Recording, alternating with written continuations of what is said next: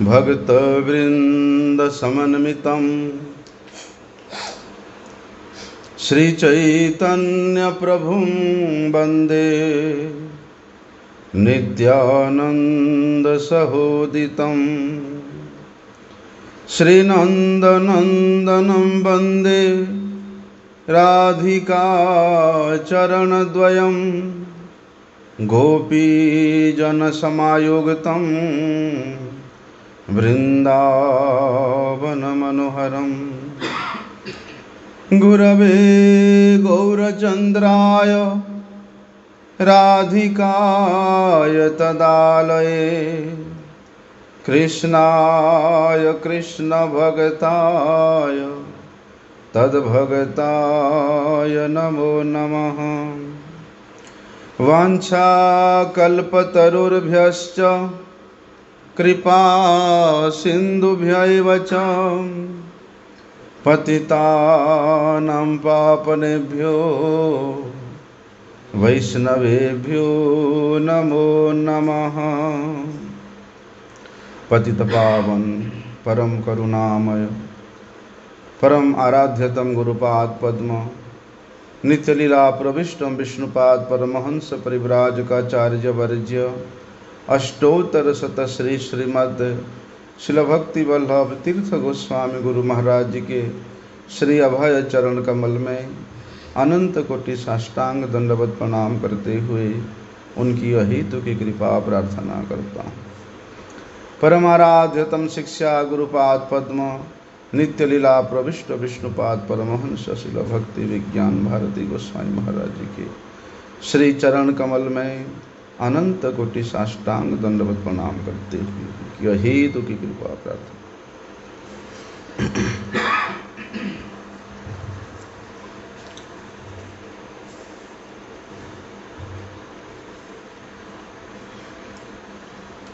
आज हम लोग श्रवण करेंगे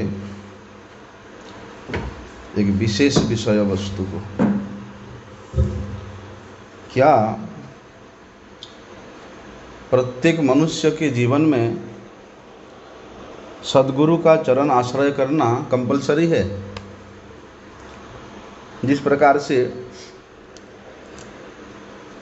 संसार में व्यक्ति अपने परिवार चलाने के लिए उसको कुछ ना कुछ ऑक्यूपेशन का सहारा लेना पड़ता है, एक प्रकार से उसको करना पड़ता है, अनिवार्य है, हैं? कुछ ना कुछ वृत्ति उसको करना पड़ेगा, तब जाके सुचारू रूप से अपने परिवार का पालन पोषण कर सकता है। बोलते ठीक उसी प्रकार आध्यात्मिक क्षेत्र में जहाँ पर आत्मा का नित्य मंगल का विषय वस्तु है,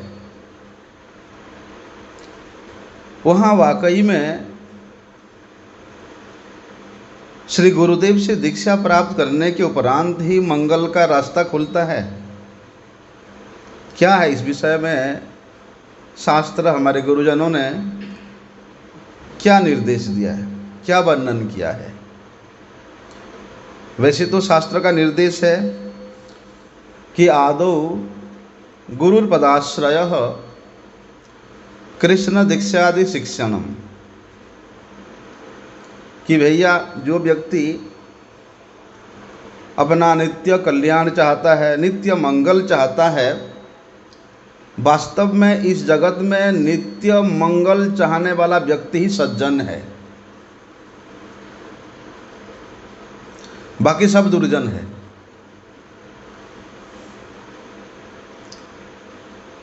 और ऐसे सज्जन व्यक्ति सबसे पहले क्या करेंगे? आदौ गुरुर्पदाश्रयः, सबसे पहले सद्गुरु का चरण आश्रय करेंगे। सद्गुरु का चरण आश्रय करने का मतलब उनके निर्देश के अनुसार अपने आप को चलाना। उसके बाद जाकर के कृष्ण मंत्रादि दीक्षणम,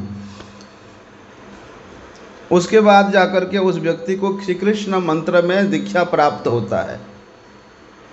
विचार है, सदगुरु के चरण आश्रय करने के लिए पहले क्या करना चाहिए? भगवान के चरणों में निष्कपट रूप से प्रार्थना करना चाहिए, कातर रूप से उनके चरणों में नित्य प्रति निवेदन करना चाहिए, क्योंकि भगवान के कृपा नहीं होने से सदगुरु का चरण आश्रय प्राप्त करना असंभव है।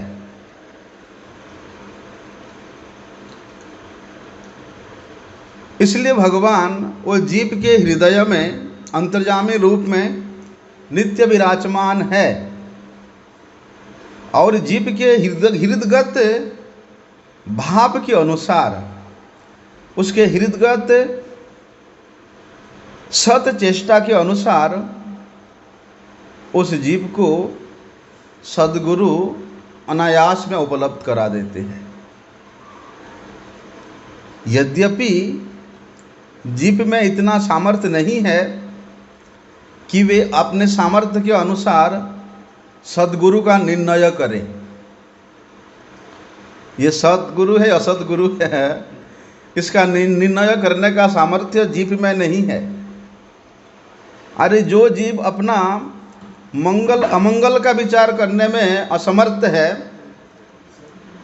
वो जीव भगवत पार्षद भगवान के नित्य प्रियजनों में वो सत्यता और मिथ्यता का किस प्रकार का निर्णय कर सकता है? इसलिए भगवान ही कृपा करके उस मंगल आकांक्षी सज्जन व्यक्ति को सदगुरु उपलब्ध कराते हैं, सदगुरु की प्राप्ति कराते हैं। अच्छा, सदगुरु का चरणाश्रय करने के उपरांत भी क्या करना चाहिए? सनातन गोस्वामी जी वहाँ बताते हैं कि विश्रम्भेण गुरुर सेवा, शांत चित्त से, निष्कपट रूप से और अत्यधिक विश्वास और श्रद्धायुक्त होकर के श्री गुरु के प्रत्येक निर्देश को पालन करना चाहिए। क्यों? क्योंकि कहते हैं कृपया कृष्ण देवस्य तद्भक्त जनसंगतः, भगवान कृपा करके जीव को अपनी भक्त उपलब्ध कराते हैं। श्री कृष्ण कृपा करके किसी जीव को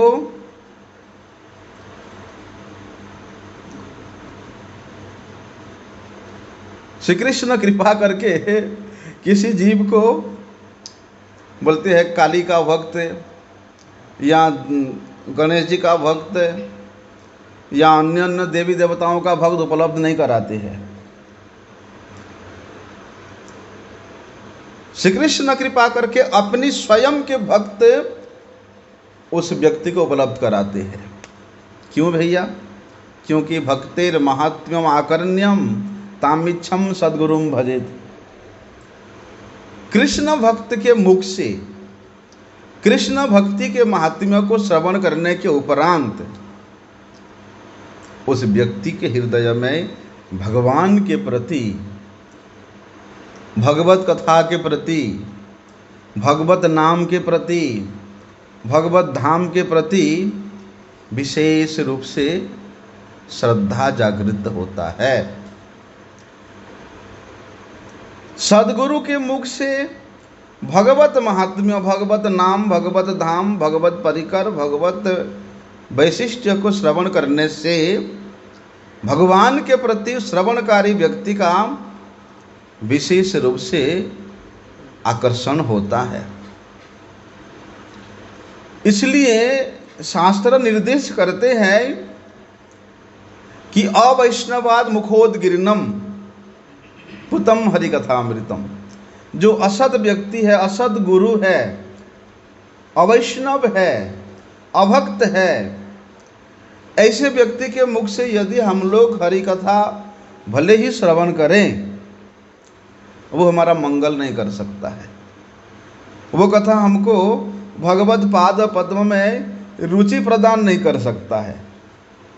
थोड़ी देर के लिए अच्छा गाना बजाना हो जाएगा, हैं, थोड़ा सा मनोरंजन हो जाएगा। आजकल मनोरंजन करने का ज़माना है, लोगों की पेशा बन गया महाराज, कि लोग जो है फिल्म देख देख के उब चुके हैं।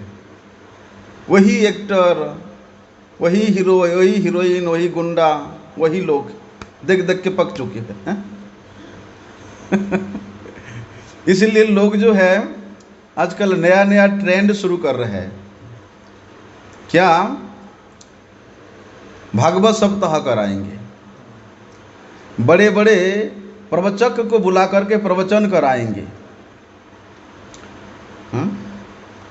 लेकिन जो व्यक्ति इस प्रकार का आयोजन करते हैं, वास्तव में वे भक्ति भाव से जागृत होकर नहीं करते कि यदि मैं धर्म के पथ का कुछ ना कुछ आश्रय लेकर के लोगों को दिखाऊंगा तो समाज मुझे धार्मिक के रूप में मानेंगे, और यदि मैं धार्मिक व्यक्ति बनूंगा तो लोग मेरे बात को सुनेंगे, मैं समाज का लीडर बन जाऊंगा। इसलिए देखना, जैसे जैसे इलेक्शन पास आता है, ये नेता लोग, इनका पहला ढूंढने का जगह होता है कहाँ सत्संग हो रहा है, कहाँ प्रवचन हो रहा है। बस उस सत्संग में, प्रवचन में जाएंगे, 2-4 लाख का कुछ ऐलान कर देंगे, लोग सोचेंगे बड़े धार्मिक नेता है हमारा, हम तो उसी को ही वोट देंगे भैया। मतलब एक ट्रेंड बन गया। ठीक है, सर्वत्र हरि कीर्तन होना चाहिए, हरि कथा होना चाहिए। आजकल लोग कुछ ऐसा शादियों में संकीर्तन बुलाते हैं, लेकिन जो संकीर्तन करने वाले भी हैं वो बिल्कुल अनाचार करेंगे और सब फिल्मी धुन में वहाँ जा कर के कीर्तन करेंगे। एक ट्रेंड बन गया है। बोलते इस प्रकार के अनुष्ठान से वास्तव में भगवत पाद पद्म में हम लोगों का मति नहीं लग सकता है। भाई देखो, ये संसार में भ्रमण करते करते कितने जीवन व्यतीत कर चुके हैं हम लोग। ब्रह्मांड भ्रमिते कौन, भाग्यवान जीव, गुरु कृष्ण प्रसादे पाई भक्ति लता बीज।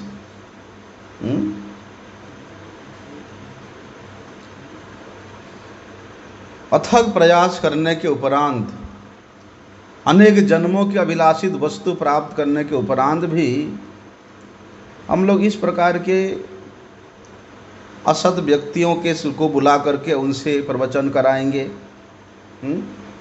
उनसे कीर्तन कराएंगे, उससे मंगल नहीं होगा। वास्तव में भगवान श्री कृष्ण उसके प्रति ही अत्यधिक प्रसन्न होते हैं। किसके प्रति? कि देखो, 2 रूप में, बाह्य रूप में उस व्यक्ति के प्रति साक्षात गुरु के रूप में प्रकट होकर उसको कृपा करते हैं, और द्वितीयतः उसके अंतर में, अंतरात्मा में अंतर्जामी गुरु के रूप में विराजमान होकर के उसको प्रेरणा देते हैं। इसलिए भगवान श्री हरि ही उस भाग्यवान जीव को कृपा करके अपने सेवा का शिक्षा प्रदान करते हैं, हाथ पकड़ करके, कि भैया, क्योंकि गुरु शास्त्र रूप हन, गुरु कृष्ण रूप हन, शास्त्रे प्रमाण है। गुरु साक्षात कृष्ण रूप है। वे गुरु क्या करते हैं? शिष्य के हाथ पकड़ करके भगवान के सेवा का शिक्षा देते हैं। उसको हरिनाम प्रदान करते हैं, उसको मंत्र और साथ साथ विधि भी प्रदान करते हैं। इसलिए देखो भगवान कितने कृपालु है, लेकिन हम लोगों की चेष्टा नहीं है, हैं? इतनी कृपा करके भगवान हम लोगों को सद्गुरु के चरण आश्रय कराए हैं, लेकिन फिर भी कहते हैं ना, जब जीव के हृदय में एक भाव रहेगा, कौन सा भाव? कि मैं भगवान का सेवक हूँ और भगवान ही एकमात्र मेरा स्वामी है, और सेवक का धर्म स्वामी के प्रति क्या है? उनका सेवा करना। तो भगवत सेवन ही मेरा एकमात्र धर्म है। इस विचार में जब जीव प्रतिष्ठित हो जाता है, फिर उसके मंगल का, उसके कल्याण का रास्ता एकदम खुल जाता है। लेकिन देखो जीव को भगवान किस प्रकार से कृपा करते हैं, श्रीमद् भागवत शास्त्र में बड़े सुंदर रूप से वर्णन है कि नैवोपयन्त्योपचितिं कवयस्तवेश ब्रह्मायुषापि कृतमृद्ध मुदः स्मरन्तः। जो अंतर्बहिस्तनभूताम् अशुभम विधुन्वन् आचार्यं चैत्य वपुषा स्वगतिम व्यनक्ति। क्या कहते हैं देखो कि भैया जो व्यक्ति वास्तव में सुखी होना चाहता है,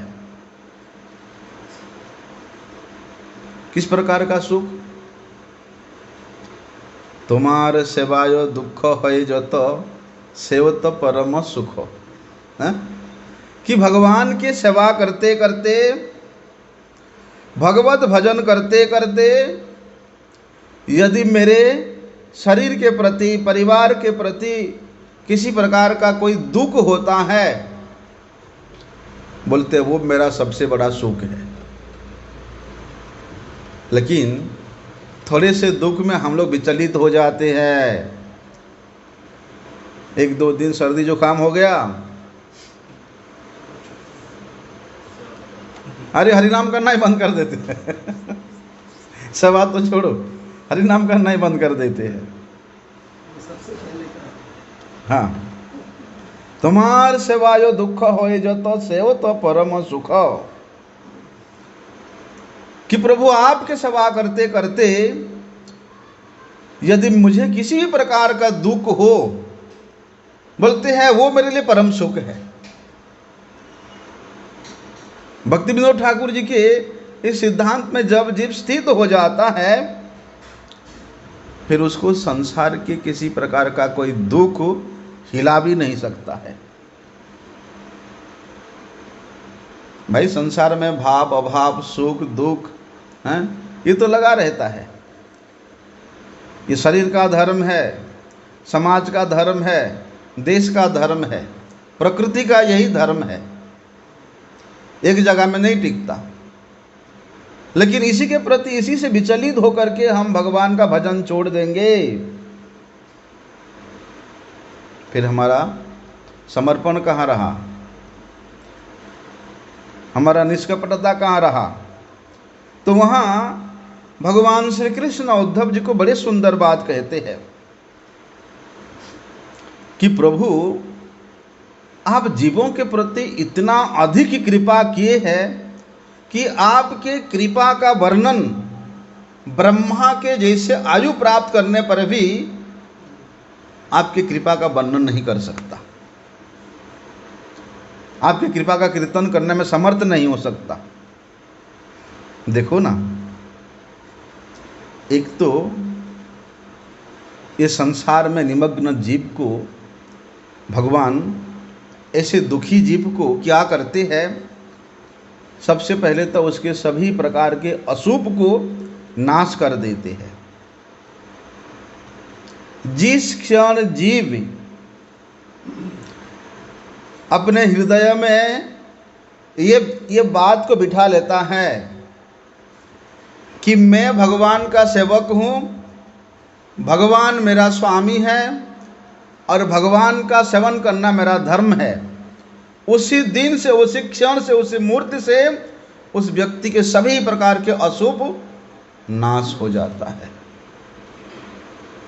और उसको क्या करते भगवान, उसके नित्य कल्याण करने के लिए हैं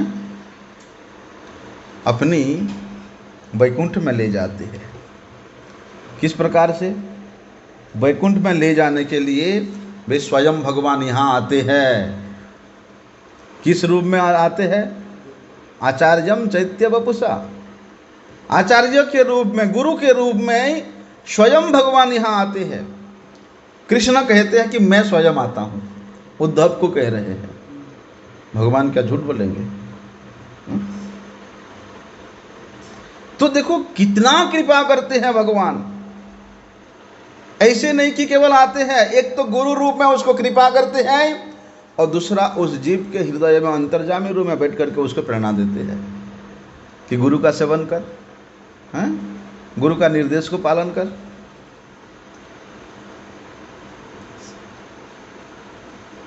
इसलिए कहते हैं जो व्यक्ति वास्तव में सुखी होना चाहता है उसको सबसे पहले क्या करना चाहिए? आदौ गुरुपदाश्रयः, श्री सद्गुरु पाद पद्म का चरण आश्रय करना चाहिए।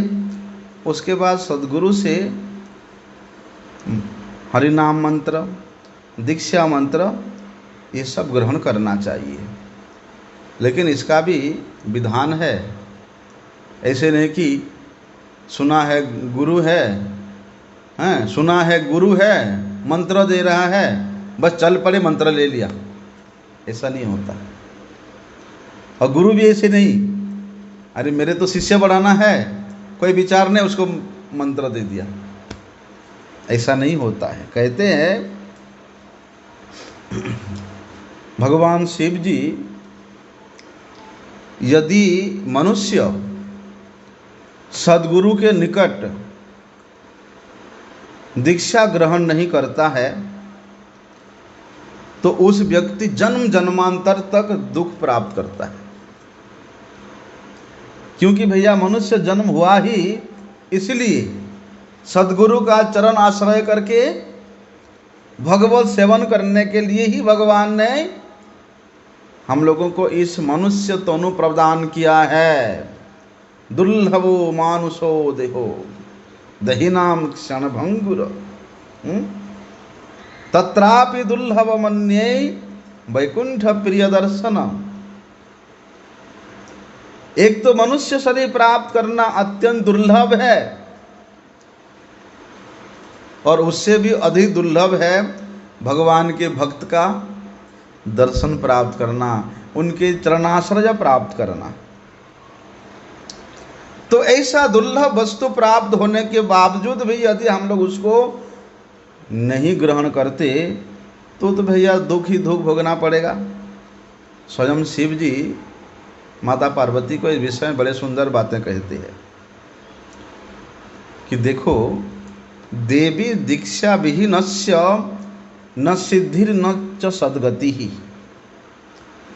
तस्मात् सर्वं प्रयत्नेन गुरुणा दीक्षितो भवेत्।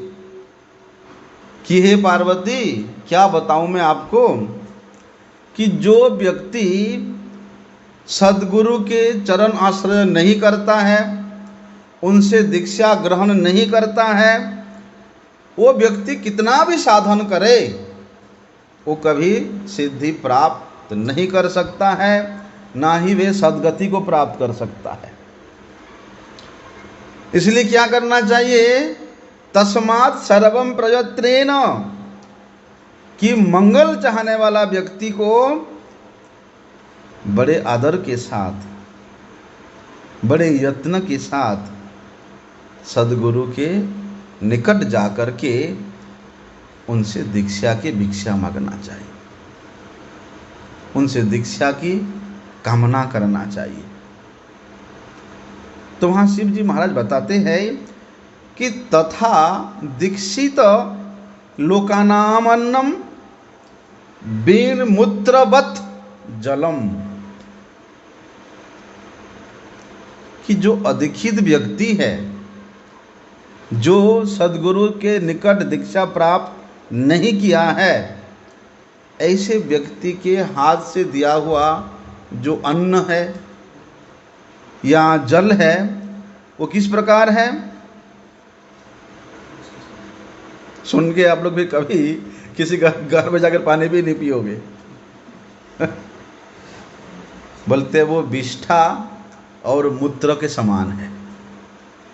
अधिक्षित व्यक्ति के हाथ से ग्रहण किया हुआ जल अन्न वो विष्ठा और मूत्र के समान है, अर्थात अभक्ष्य है। और यहाँ तक बताते हैं कि जो ब्राह्मण या जो व्यक्ति विष्णु मंत्र में दीक्षित नहीं है और ऐसे व्यक्ति को बुला करके हम लोग श्राद्ध कराते हैं, वो श्राद्ध कभी भी सफल नहीं होता है। ना तो उससे उस श्राद्ध से पितरों को कुछ मिलता है और ना श्राद्ध करने वाला पुत्र का कुछ मंगल होता है। इसलिए श्राद्ध भी हमेशा विष्णु मंत्र दीक्षित वैष्णव या ब्राह्मण से कराना चाहिए।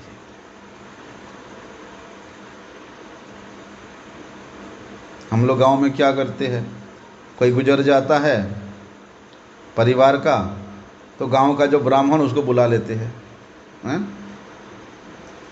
क्या पता उसने विष्णु मंत्र में दीक्षित हुआ नहीं हुआ, क्या है, सद्गुरु का चरण आश्रय किया नहीं किया, क्या है। बोलते हैं नरके च पतन्त्यते जावत इंद्रा चतुर्दशः।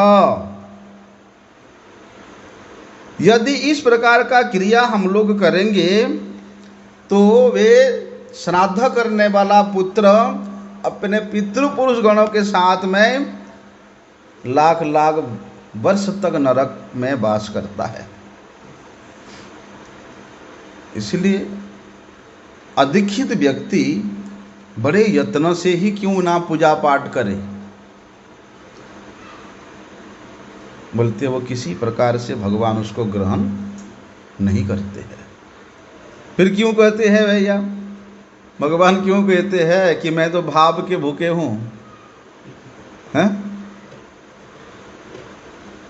तो क्या जिस व्यक्ति का दीक्षा नहीं हुआ है उसके हृदय में भाव नहीं आ सकता है? वो व्यक्ति क्या भगवान को भाव से पुकार नहीं सकता है? और भगवान यहाँ शिव जी कहते हैं कि सहस्रोपचारैश्च भक्ति युक्तो जजत यदि तथापि अधिक्षितस्य अर्चायां दैव गृह्णन्ति नैव ही। यद्यपि वे व्यक्ति सहस्र उपचार के द्वारा भगवान का अर्चन भी क्यों ना करे, फिर भी भगवान उसके द्वारा उस सेवा को ग्रहण नहीं करते हैं। क्यों नहीं करते? कि मेरे भक्त के चरण आश्रय को छोड़ करके तुम मेरे पूजा करने आया है, दाम्भिक व्यक्ति भाग यहां से। यहां तक कहते भगवान, जो व्यक्ति कहता है कि वो मेरा भक्त है, वास्तव में मेरा भक्त नहीं है वो, लेकिन जो व्यक्ति कहता है वो मेरे भक्त के भक्त है, वास्तव में वो मेरा भक्त है। भगवान हमेशा अपने भक्त को अपने आगे रखते हैं। अपने से भी ज़्यादा महात्म्य भगवान अपने भक्त को देते हैं। इसलिए ऐसे भक्त के चरणाश्रय को छोड़ करके भगवत पूजा अर्चन करने पर भी भगवान उसको ग्रहण नहीं करते हैं। अरे तंत्र शास्त्र में तो यहाँ तक वर्णन है कि ना अधिक्षितस्य कार्यम स्यात् तपोभिर नियमव्रतैः न तीर्थगमनानापि न च शारीर जंत्रणे ही। तंत्र शास्त्र देखो क्या वर्णन करते हैं कि भैया जो अदीक्षित व्यक्ति है ये चाहे तपस्या क्यों ना करे, कठोर से कठोर योग साधना क्यों ना करे, कठोर से कठोर व्रत ही क्यों ना करे, कितने तीर्थों का भ्रमण ही क्यों ना करे, बोलते किसी प्रकार से उसका मंगल नहीं होगा। न तीर्थ गमने नापि न शारीर जंत्रणे ही। शरीर को जंत्रणा दे करके तपा करके, ठीक इसी बात को वहाँ पर जड़ भरत जी महाराज भी कहते हैं कि राहु गणित तपसा न जाति न चेरजया निर्वापणाद गृहादवा। कि महाराज रावगण आप ये लोगों को कष्ट दे करके अपनी पालकी का कहार बना करके आप जा रहे हो भगवान को मिलने के लिए, हैं कपिल मुनि से मिलने के लिए जा रहे हो, छोड़ दो आशा। बोलते हैं चाहे आप पानी के अंदर में डूब करके तपस्या क्यों ना करो, चारों तरफ आगुन जला करके उसके बीच में बैठ करके आप तपस्या क्यों ना करो, तपती हुई बालूका में बैठ करके आप योग साधना क्यों ना करो, कोई फायदा नहीं है। जब तक महत्पाद रजोभिषेकम, बिना महत्पाद रजोभिषेकम, सदगुरु के चरण आश्रय किए बगैर आपका जितना भी कष्ट साध्य साधन है, तपस्या है, योग है, दान है, तीर्थस्थान गमन है, किसी से आपका मंगल नहीं हो सकता है। और क्या कहते हैं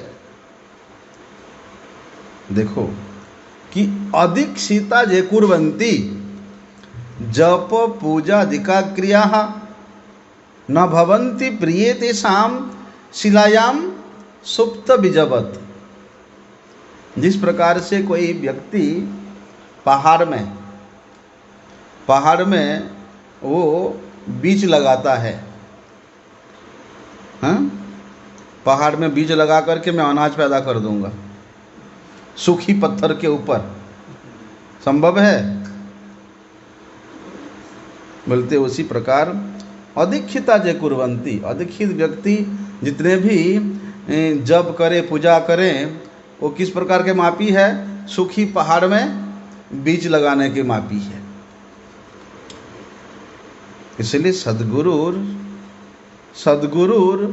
रहित दीक्ष्य सर्वकर्माणि साधयेत्।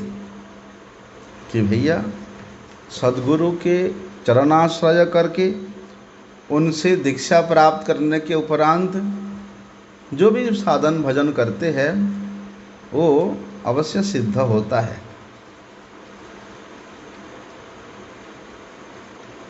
कभी हम लोग विचार नहीं करते, लेकिन कहते हैं कि अदीक्षितस्य वामरु जार्तिम सर्वम निरर्थकम पशुम जोने वापनोति दीक्षा वीर हितो जन।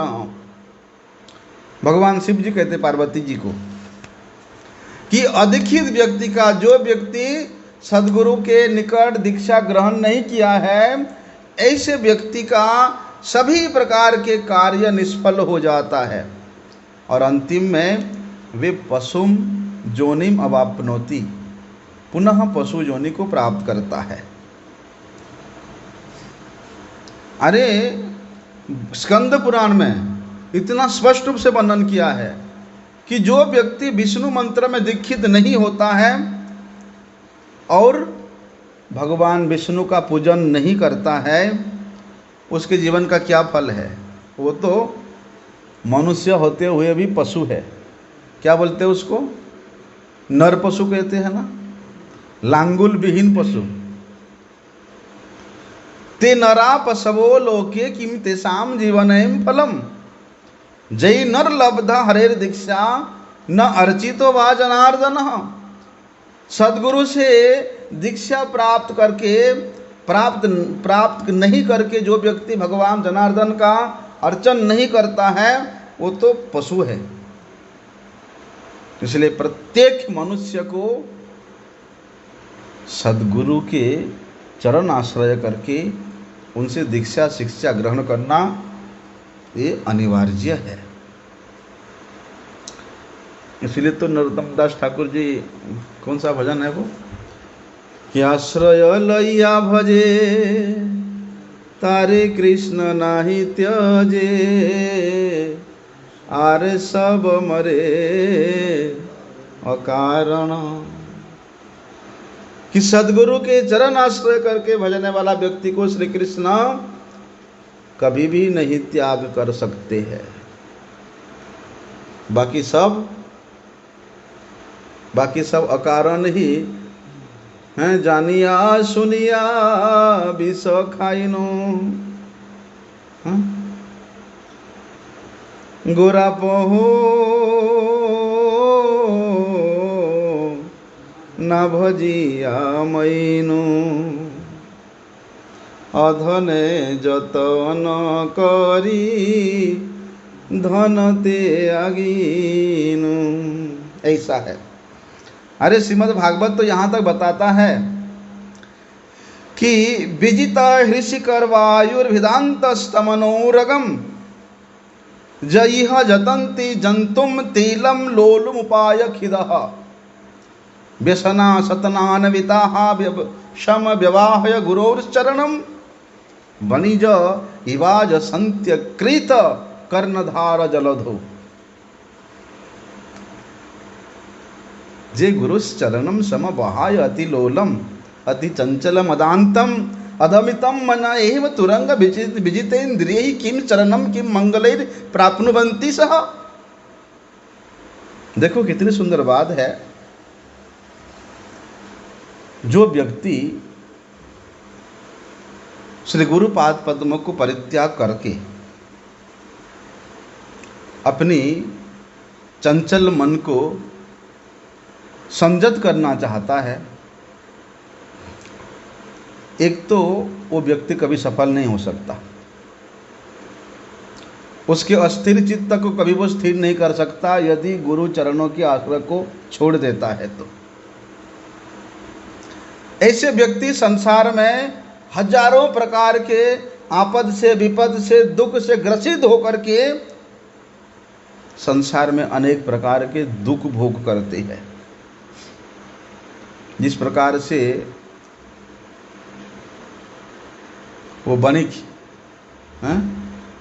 जो समुद्र में जहाज़ों के द्वारा माल लेकर के दूर देश में बेचता है, यदि वो बिजनेसमैन का जहाज में जहाज चलाने वाला ही ना हो तो उसका जहाज उसके लक्ष्य तक पहुंचेगा क्या उसमें गारंटी है, हैं? इसी प्रकार जिस व्यक्ति के जीवन में गुरु रूपी कर्णधार ना हो तो भी अपने जीवन के लक्ष्य तक प्राप्त करना असंभव है। क्योंकि भैया वास्तव में जो व्यक्ति सद्गुरु का चरण आश्रय किया है, ऐसे व्यक्ति ही गुरु कृपा से भगवत ज्ञान प्राप्त करते हैं और भगवत ज्ञान प्राप्त करके ही वास्तव में जीव अपनी चांचल्यता युक्त चित्त को शांत कर सकता है। अरे स्वयं भगवान श्री चैतन्य महाप्रभु क्या कहते हैं कि महत कृपा बिना कौन कर्मे, हाँ कौन कर्मे भक्ति न है, कृष्ण भक्ति दूरे रहो संसार न है क्षय। हैं भगवान की भक्ति वास्तव में महत जन है, महतो महियान है। ऐसे शुद्ध भगवत भक्तों के कृपा यदि हमारा नहीं होगा तो हम लोग कितना भी साधन भजन करें वो भक्ति में युक्त नहीं हो सकता है। हम लोगों का किसी प्रकार का क्रिया भक्ति युक्त नहीं हो सकता है। कितना भी हवन करे, यजन करे, दान करे, पुण्य करे, भोले बाबा के मंदिर में जा कर के श्रावण का व्रत करें, ये करें वो करें, कोई फायदा नहीं है। कृष्ण भक्ति होना तो दूर की बात है, संसार की क्षय भी नहीं हो सकता है। अच्छा, एक बात है विचार करने योग्य।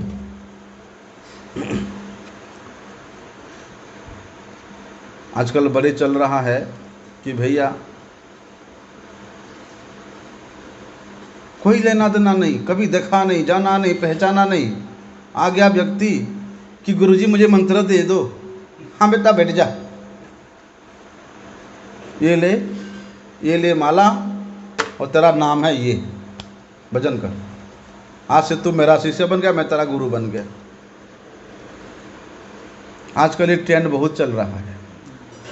बोलते हैं ये आदमी को मैं शिष्य बनाने से पहले दूसरा कोई ना बना ले, हैं?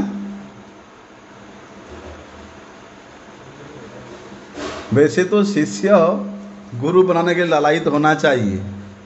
शिष्य जो है गुरु बनाने के लिए लालसा युक्त होना चाहिए, गुरुकरण करने के लिए। लेकिन आजकल वो बहुत कम है, गुरु शिष्य बनाने के लिए ज़्यादा लालायित है कि मेरे शिष्यों का संख्या बढ़ जाए। अच्छा, कुछ श्रेणी के गुरु हैं वो गरीब लोगों को शिष्य नहीं बनाएंगे, जिसके पास धन नहीं है, संपत्ति नहीं है, सुंदरता नहीं है, खानदानी नहीं है, ऐसे लोगों को शिष्य नहीं बनाएंगे। मैं शिष्य बनाऊंगा तो जो खानदानी है, पैसे वाला है, धनी व्यक्ति है, ऐसे लोग शिष्य बनाऊंगा। ये भी आजकल कुछ ज़्यादा ही चल रहा है। इसलिए कुछ कुछ संप्रदाय है कि उनके वहाँ जोड़ते हैं तो सारी करोड़पति जोड़ते हैं, सारे धनी व्यक्ति जोड़ते हैं। अच्छा, और एक चीज़ चला है कि भैया अगर मैं शिष्य बनाऊंगा, अगर व्यक्ति सामने वाला ग्रेजुएशन कंप्लीट किया है तो मैं शिष्य बनाऊंगा, उससे पहले मैं नहीं बना सकता हूँ।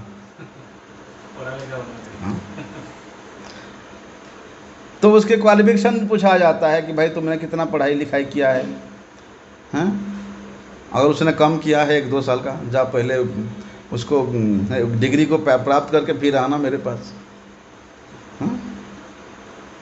ऐसा नहीं भैया, गुरुकरण करना और शिष्य ग्रहण करना, इस विषय में बड़े सावधानी बरतना चाहिए और ये प्रयोजन है। स्नेह का वशवर्ती होकर के नहीं कितने प्यारा सा है, उसको मैं हरिनाम देता हूँ, मैं शिष्य बन नहीं। ना तो स्नेह का वशवर्ती होकर के, ना ही लोभ की वशवर्ती होकर के शिष्य बनाना चाहिए। अरे वो तो बड़े धनी व्यक्ति, अच्छा नौकरी करता है यार, हैं? लाखों रुपया महीना में कमाता है, अगर यदि मैं शिष्य बना लूँ तो कुछ तो फायदा तो होगा ही। इस प्रकार लोभ का वशवर्ती होकर के कभी शिष्य नहीं बनाना चाहिए। और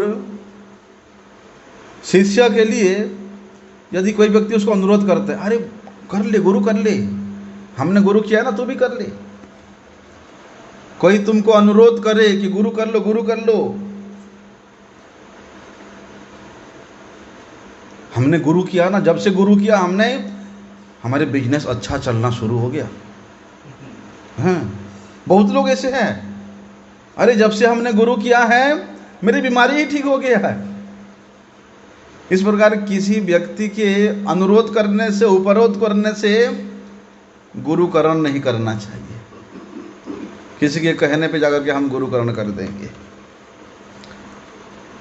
और उस प्रकार लोभ के वशवर्ती होकर के या स्नेह के वशवर्ती किसी को शिष्य नहीं बनाना चाहिए। क्या करना चाहिए भैया? गुरु और शिष्य बोलते हैं परस्पर एक दूसरे को विशेष रूप से जानना चाहिए, है ना भाई? देखो, माँ उस बच्चा को जन्म देती है, हैं?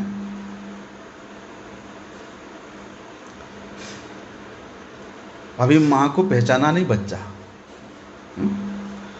लेकिन जब भूख लगता है बच्चा को, उसको माँ चाहिए कि उसको दूध पीना है?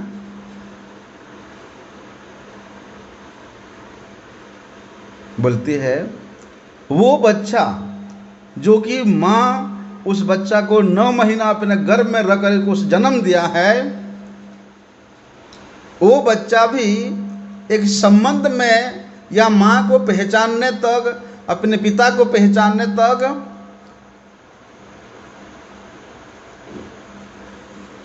इन सब को पहचानने तक उसको करना पड़ता है कुछ ना कुछ, नहीं पहचान पाता है। बोलते ठीक उसी प्रकार गुरु आ गया, मठ में आ गया और दूसरे दिन ही दीक्षा दे दिया, नहीं, जानना चाहिए एक दूसरे को,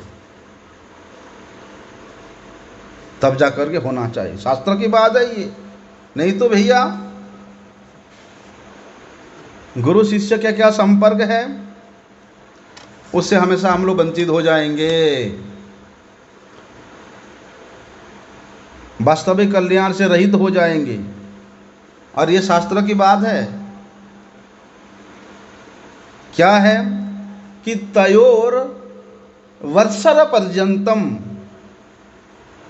वासेन ज्ञाता नेन्य स्वभावयोः गुरुता शिष्यता चेति नान्यथैर एवेति निश्चयः।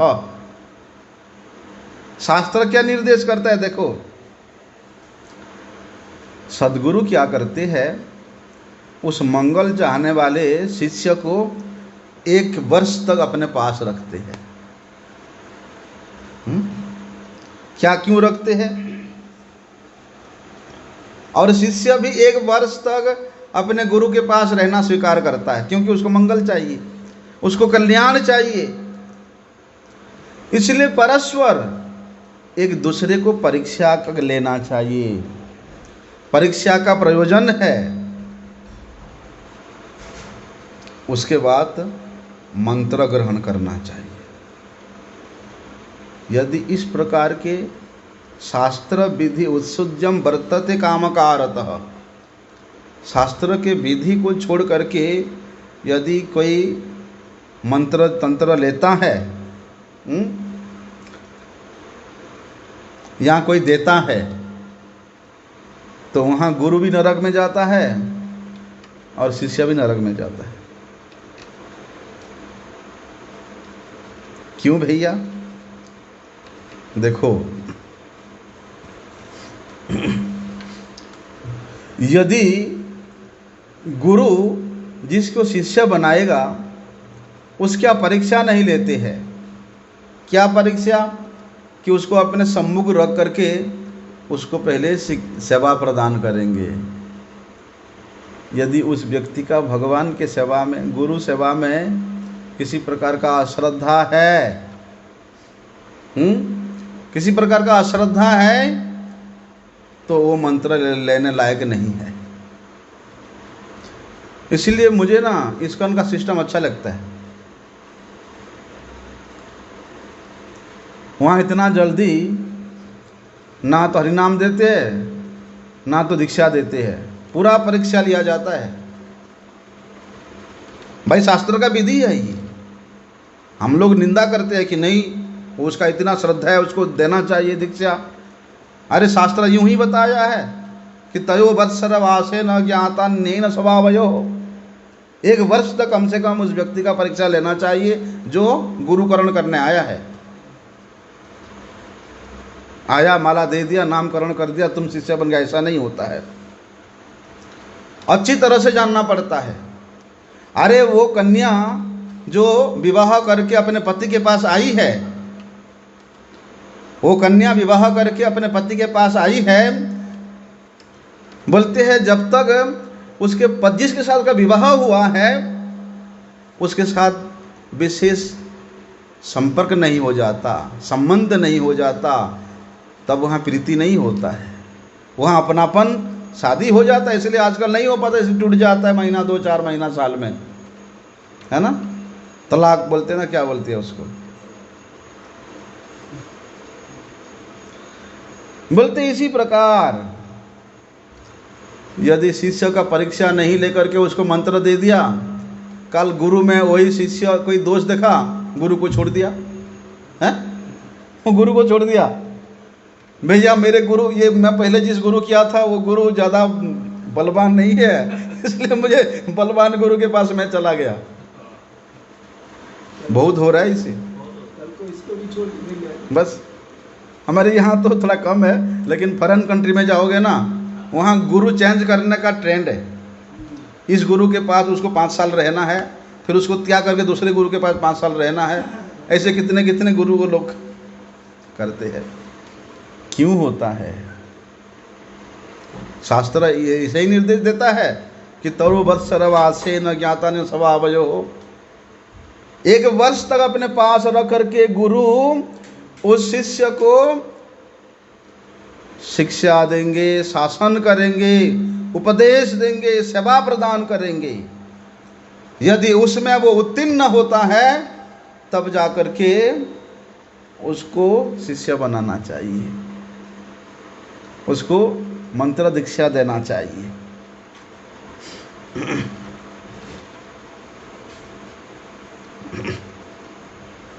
लेकिन यदि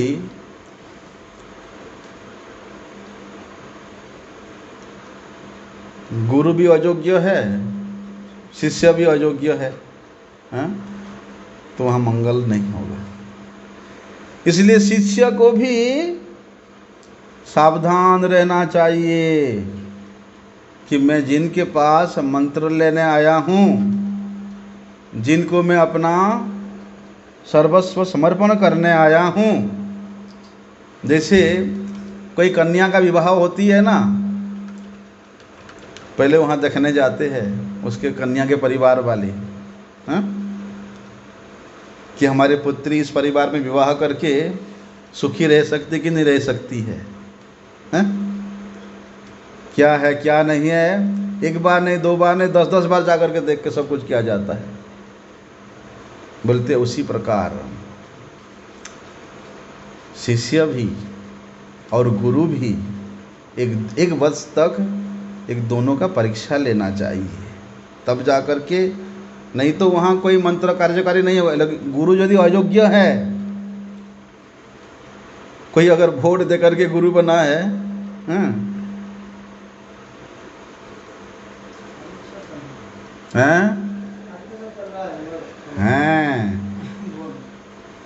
ठीक है। यदि गुरु अयोग्य है, जिस प्रकार शास्त्र गुरु का निर्णय करता है, भाई आचार्यम मां विजानयात नावम मन्यत करहिचित, भगवान कहते मैं स्वयं गुरु रूप से ही विराजमान हूँ। वो गुरु नाम वाले व्यक्ति कोई साधारण हो सकते हैं? उनमें सर्वगुण सर्व शुभ लक्षण युक्त होते हैं। नहीं तो अयोग्य गुरु के चरण आश्रय करेगा तो शिष्य भी नरक में जाएगा और गुरु भी नरक में जाएगा। दोनों का किसी प्रकार उस गुरु के दिया हुआ मंत्र वो कार्यकारी नहीं हो सकता है। लेकिन सद्गुरु के चरण आश्रय करके सद्गुरु के निकट जो मंत्र प्राप्त करता है, वो मंत्र में मंत्र के अधिष्ठात्र देवता विराजमान होकर के वो शिष्य का कल्याण करते हैं। उस मंत्र के जब से सद्गुरु प्रसन्न होते हैं, और जहाँ गुरु की प्रसन्नता है वहाँ भगवत प्रसन्नता भी अनिवार्य है। इसलिए 1 साल तक, 1 वत्सर तक शिष्य का जो भक्ति का संस्कार है, क्या है, भक्ति भाव है कि नहीं है, भगवान के सेवा में उसका रुचि है कि नहीं है, हरि गुरु वैष्णव के प्रति उसका श्रद्धा हुआ कि नहीं है, सेवा के प्रति उसका प्रवृत्ति है कि नहीं है, उसको विशेष रूप से गुरु को लक्ष्य करना पड़ता है, देखना पड़ता है। अच्छा, 50 मठ आश्रम है, संभव भी नहीं है कि गुरु सब जगह सब मठ आश्रम में जा कर के लक्ष्य रखे कि मैं इसको मैं शिष्य बनाऊंगा, देखूं ये क्या क्या करता है। संभव भी नहीं है ना। इसलिए गुरुदेव अपने प्रतिनिधि के रूप में प्रत्येक आश्रम मठ मंदिर में ऐसे योग्यतावान एक अपनी प्रतिनिधि को रखते हैं, जिसके अंडर में रह करके, जिसके अनुगत्य में रह करके, जिसके शिक्षा शासन को ग्रहण करके वे मंगलकांक्षी व्यक्ति अपने शिष्य होने का योग्यता उसको अर्पण करता है। नहीं जी, हम तो हमारा तो 25-30 मठ है और गुरुजी तो हमारे वहाँ रहते थे, हैं, साल में एक बार आते थे। वैसे भी गुरु अंतर्जामी होते हैं।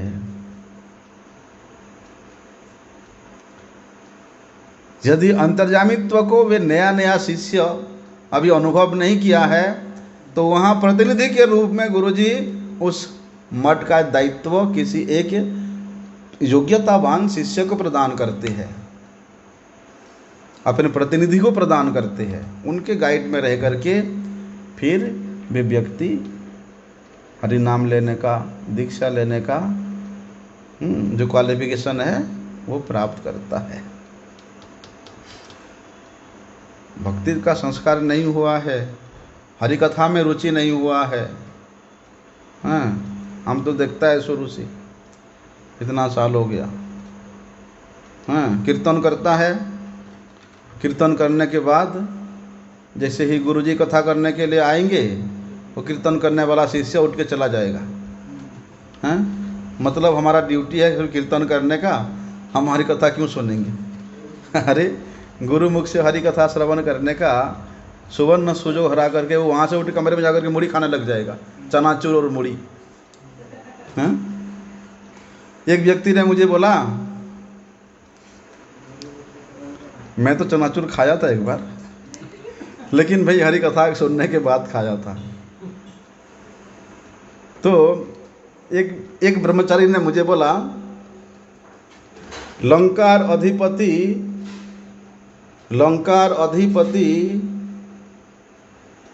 असुर रावण राजा,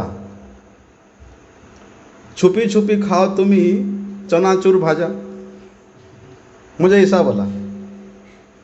फिर वो सामने वाला व्यक्ति जो है, जो ब्रह्मचारी है, वो एक दिन में 20 बार अपने मुख में ऐसे आईना देखता था, कभी ऐसे करके कभी ऐसे करके।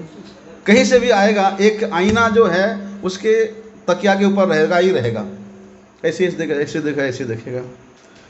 मुझे 2-3 बार सुना दिया उसने, लंकार अधिपति राक्षस रावण राजा, छिपी छिपी खाओ तुम्हें चनाचूर भाजा। फिर मैंने एक दिन बोल ही दिया उसको कि तुम्ही केमन लोग आमी भालो जानी, छिपी छिपी देखो तुम्हें आईना है मुख खानी। बस उसके बाद शांत हो गया। अरे साक्षात गुरुदेव सामने हरि कथा कर रहे हैं, कीर्तन कर रहे हैं, उसको छोड़ करके तुम कमरे में बैठ कर चनाचूर भाजा खाओगे, मुड़ी खाओगे, हैं? कहाँ से मंगल होगा। इसलिए उस व्यक्ति जो हरिनाम लेने आया है, मंत्र लेने आया है, उसका हरि कथा में रुचि हुआ कि नहीं हुआ, हरि गुरु वैष्णवों के प्रति उसका श्रद्धा हुआ कि नहीं हुआ, भगवान के आश्रम के मठ मंदिर के सेवा के प्रति उसका वृत्ति प्रवृत्ति हुआ कि नहीं हुआ, इसको विशेष रूप से लक्ष्य करना चाहिए। और ऐसे मंगल चाहने वाला शिष्य भी 1 वर्ष तक साधु गुरुओं के अनुगत में रह करके उनके श्रीमुख से हरि कथा श्रवण करना चाहिए। उनके निर्देश के अनुसार जितना सेवा उसको दिया जाता है, यथा योग्य सेवा उसको करना चाहिए।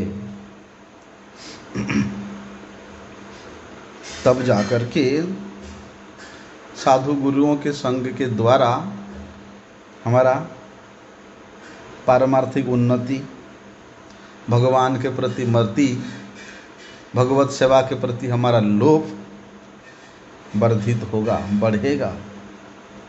वो बढ़ा कि नहीं बढ़ा, यहाँ धीरे धीरे कमती जा रहा है उसका, वो गुरु लक्ष्य करेंगे, तब जाकर के शिष्य के लिए कर्तव्य है।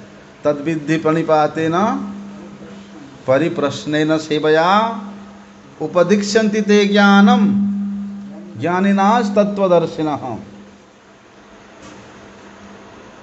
बड़े सुंदर विषय वस्तु है। समय हो गया है, आज इतने में ही शांत होते। वंशा कल्पतरुभ्यश्च कृपा सिंधुभ्यैव च पतितानां पावनेभ्यो वैष्णवेभ्यो नमो नमः।